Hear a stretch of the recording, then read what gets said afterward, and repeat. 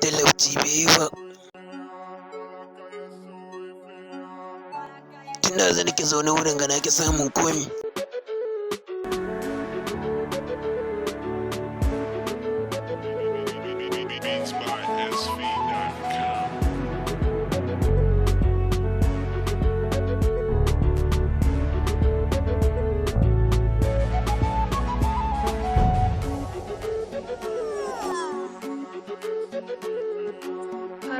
Ya kai aboki kwana biyu na gaba mu haɗu, me yake faruwa ne? Kwana biyu a wajen ka ni kwana 4 ne.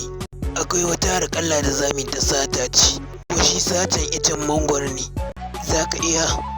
Mana aboki ne, ai ni duk inda haramun yake zan iya shiga. Ba tare da tsaye-tsaye ba kawai mu je. Dakata da sharaɗi kai za ka fara hawa icen nan.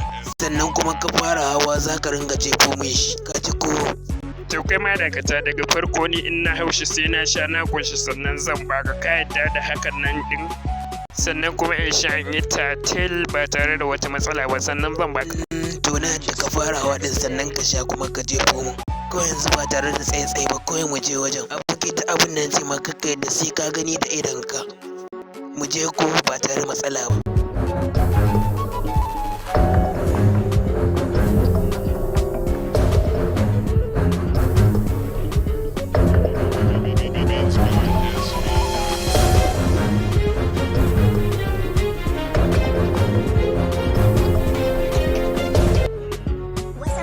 Kai ya riga icen ya yi tsawo sosai gaskiya abokina ba zai iya hawa wannan icen ba ya tsawo sosai kai ka hau.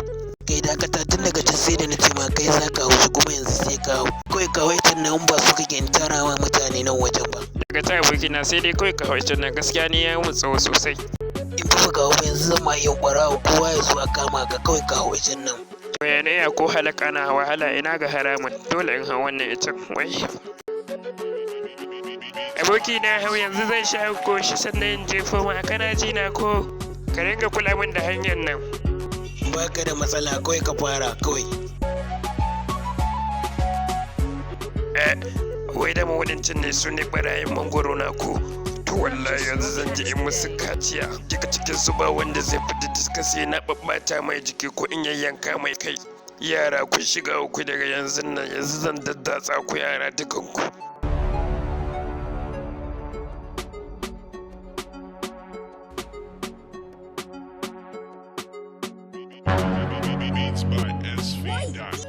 Kai Mr. B, me icen nan ya zo, ni dai na san kame.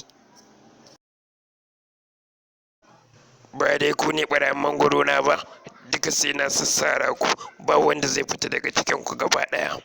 Kai ne a sama ko, kai na saman nan sai na gunduwa da kai.